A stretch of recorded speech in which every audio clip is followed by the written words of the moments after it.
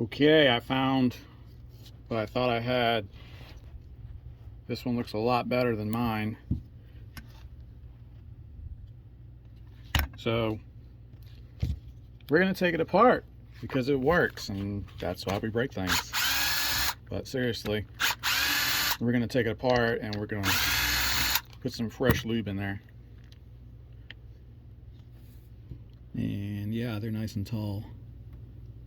So we're gonna hope that that's what the problem is, and we're gonna put it back on. If I remember correctly, I think this came off of a 37,000 mile car. So we're gonna put some lube in it, and it just happens to be that we have an engine assembly lube.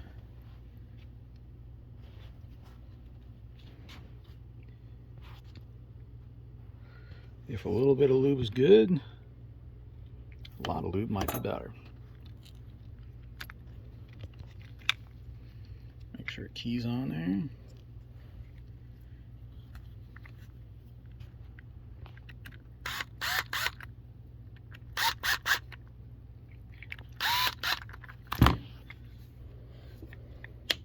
Okay, it snapped.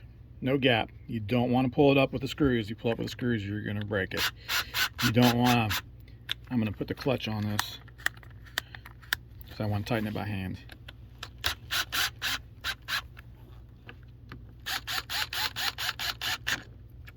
That clutch.